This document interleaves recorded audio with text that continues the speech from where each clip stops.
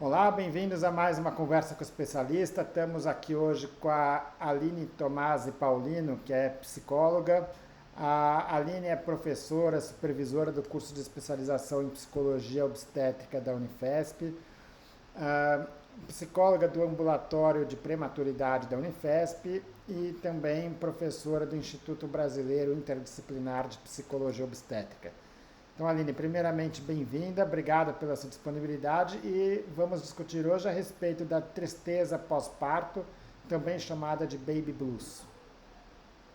Obrigada novamente pelo convite.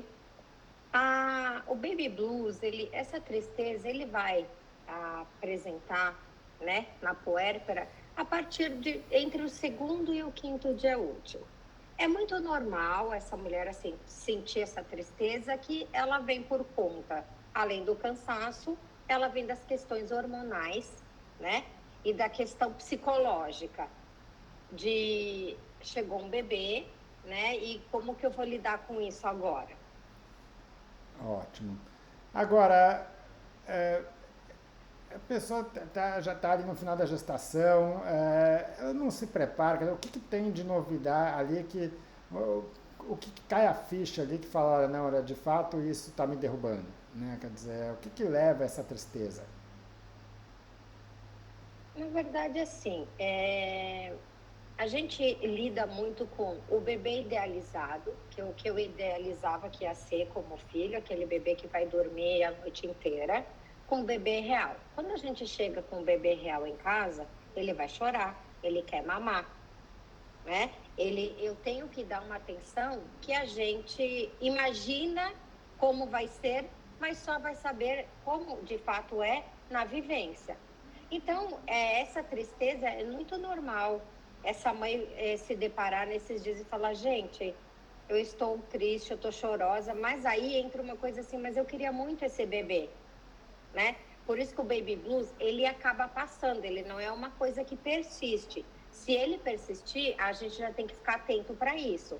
Mas é um período que normalmente a pergunta é: será que eu vou dar conta, né? E aí nós temos que lidar com essa questão hormonal do pós-parto, que é um hormônio que começa a diminuir depois do parto, né? Para voltar a estabilizar ao hormônio inicial, a gestação, que também leva um período. Então a gente começa a lidar com tudo isso, com essas transformações, porque nós temos a transformação da gestação, que também vai evoluir, né, com os hormônios, o emocional, e o pós também, pós ter esse bebê também, nós temos as alterações que o corpo começa a voltar ao seu normal. Ótimo. Agora, dificuldades todas as mães vão viver, né? Quer dizer, não tem maternidade que seja fácil, que seja tão lindo quanto se passa muitas vezes na mídia, né? Agora, é também uma certa caixa de surpresa, ou seja, qual dificuldade que você vai ter, isso é difícil de prever, né? Mesmo a família que tem às vezes mais de um filho, muitas vezes sofre muito com alguma coisa na primeira gestação, aquilo fica super tranquilo na segunda, mas tem um outro problema que derruba ela, né? Eu queria terminar assim, é possível prevenir esse mal-estar, essa tristeza, entendendo o que é assim, aquelas dificuldades que vão ser que vão vir para frente, ou não, olha, não tem relação com talvez algum desconhecimento, com alguma coisa inesperada. Não, não tem relação com isso. Eu acho que é muito difícil você prevenir, porque é muito normal a mãe ter esse momento de tristeza, de olhar para toda essa mudança e falar, porque ela mudou não só a vida dela física, né? Mudou a vida social, ela entra no papel materno, deu dar conta, a sobrecarga, a mudança da vida social que ela já não vai mais ter, né? Como tinha antes. Então, acredito, pelos relatos das pacientes também, vocês vai passar por isso. O que a gente pode prevenir, e a gente trabalha muito no pré-natal psicológico, é a questão de uma depressão e de uma psicose puerperal, né? Que a gente tenta fazer um trabalho durante os 9 meses de gravidez, buscando toda uma rede de apoio ter uma prevenção, o que não significa que não possa acontecer. Tá, e como é que você vai diferenciar então o baby blues da depressão pós-parto? A depressão, o baby blues é algo que ele vai ter aí uns 7 dias, talvez até uns 10 dias de tristeza, choro. Agora, a depressão não, é uma coisa que ela se torna mais permanente. Você vai observar nessa gestante que ela não tem vontade de levantar da cama, ela não tem vontade de tomar banho, tá? Ela não vai querer comer, aí ela já vai dando sinais de que ela já está entrando numa depressão, que é diferente do que esses dias do baby blues, que ela fica mais chorosa, né? Ela pensa em não dar conta. Então, as questões dela é como que eu vou dar conta desse bebê que demanda muito de mim. Quando você entra numa depressão, você já começa a se isolar. E aí chega o ponto de talvez você não querer esse bebê, não querer entrar em contato com esse bebê. Que aí, em casos extremos, a gente já acaba diagnosticando como uma psicose puerperal.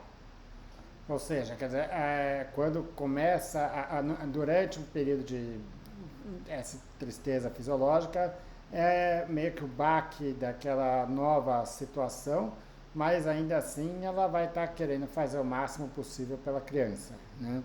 Num O quadro de bebê é o baque da depressão, realidade. exato, mas ele quer fazer, ela quer o máximo, ela quer o bem, enfim, de Ela, fato, ela é uma ela não se tristeza. nega a amamentar, ela não se nega a estar com o bebê, ela só entra em contato com aquela tristeza e fala: será que eu vou dar conta Tá, disso? Porque seria ela já está talvez no segundo. uma tristeza que se mistura com a felicidade, vamos dizer, da criança ali, talvez.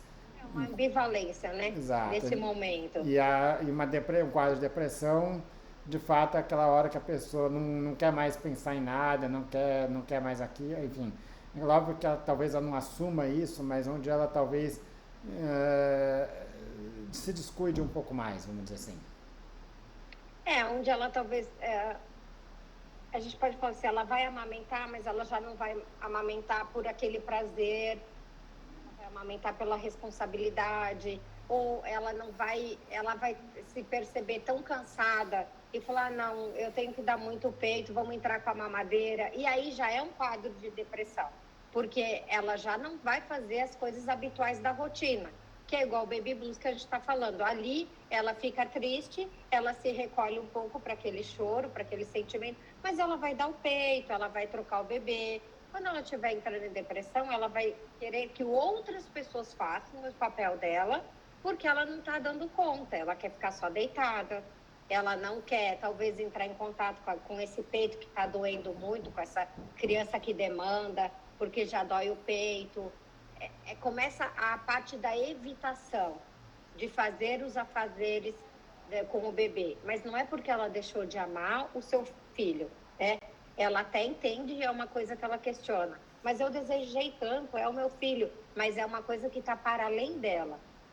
Ela não consegue fazer, ela prefere ficar deitada, ela não tem forças.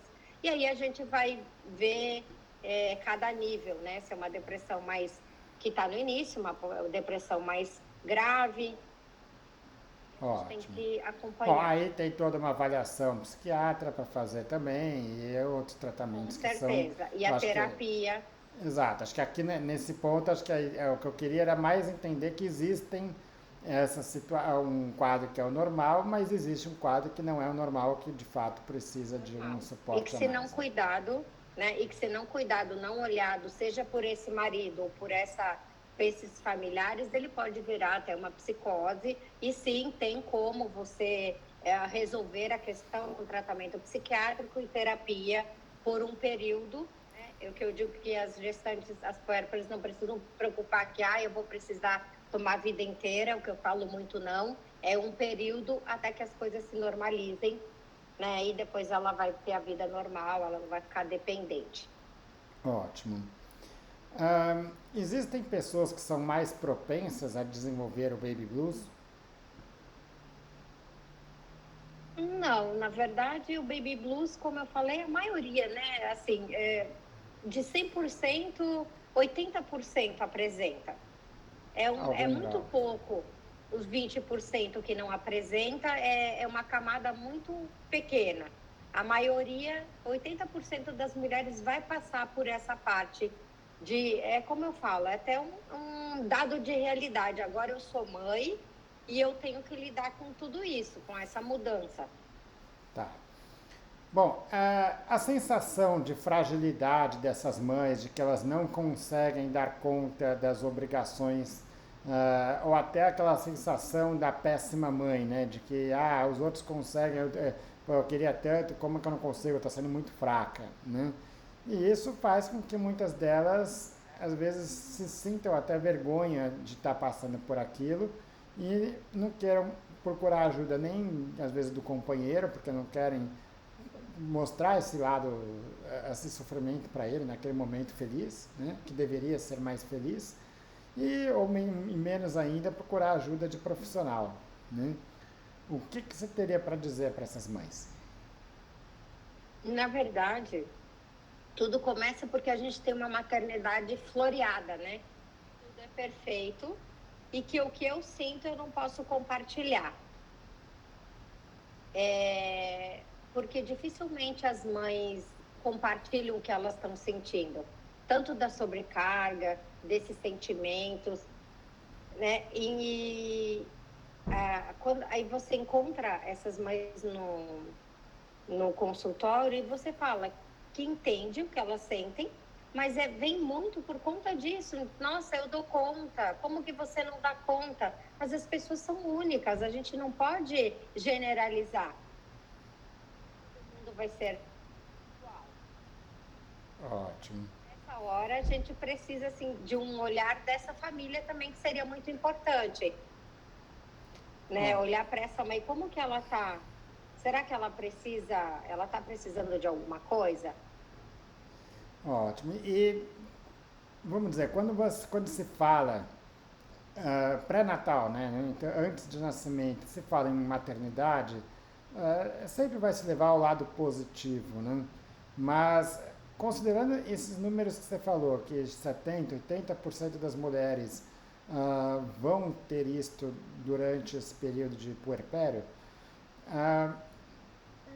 é uma coisa que seria natural, assim, você abordar isto já, talvez antes do nascimento, no sentido de educação tanto da mulher, para que ela entenda que aquilo que ela está passando é normal, como da família, para que não chegue num processo de cobranças excessivas, né, e de culpabilização daquela mulher, né? Você vê esse tipo de orientação sendo regularmente feita? As mulheres, elas têm essa percepção prévia de que isso vai acontecer ou não? Elas são pegas de surpresa? Elas são pegas de surpresa, tá? Dificilmente elas têm essa orientação, até porque as pessoas não têm fácil acesso à psicologia, se a gente falar sobre um SUS, né? Eles não têm um psicólogo que vão te orientar. E mesmo assim, quando você tem um acompanhamento de pré-natal psicológico, nem sempre essas mães querem falar sobre isso. Na verdade, elas chegam falando muito mais, tá tudo bem comigo, e aí você vai ter que ir investigando, que nem sempre tá tudo bem, e ela tá cheia de sentimentos, né, que ela quer falar, será que isso é normal? Será que não é normal? Então, assim, falta um pouco de orientação. Mas quando você faz um pré-natal, você está ali para falar sobre todos os sentimentos, principalmente sobre esse medo, né? Um medo que as mães nunca falam. Quando eu engravido, por exemplo, eu falo que eu tenho medo de perder um bebê. E nem sempre eu falo, eu só chego falando, tá tudo bem, deu positivo e agora? Então, o papel do psicólogo é estimular, trabalhar e prevenir, falar sobre. Olha, você pode ter isso no pós-parto, mas é importante, esse período de tristeza é importante, você vai sentir ou não, mas procura, compartilhe com os familiares, peça ajuda para o seu marido, venha para o psicólogo, procure. No caso, quem já está fazendo acompanhamento vai ser acompanhado até o terceiro mês pós-parto. Quem faz um pré-natal psicológico, que é muito importante, que é quando a nossa parte emocional dá conta que você pariu um bebê. Nada a ver com a questão física. Legal. E bom, para finalizar aqui, Aline, ah, esses sentimentos negativos, eles podem ser tanto potencializados como podem ser minimizados de acordo com como que é o suporte da família, seja do companheiro ou da companheira, seja de pais, de amigos e todo o entorno daquela pessoa, né?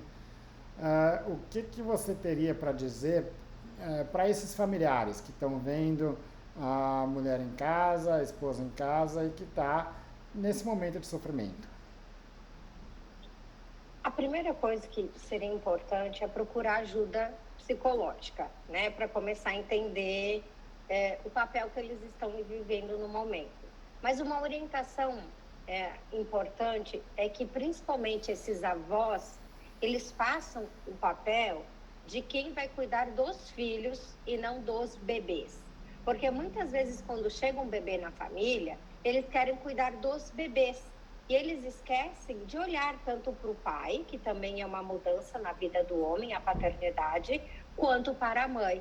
E aí esse casal acaba sentindo, né, que esses avós estão roubando os filhos.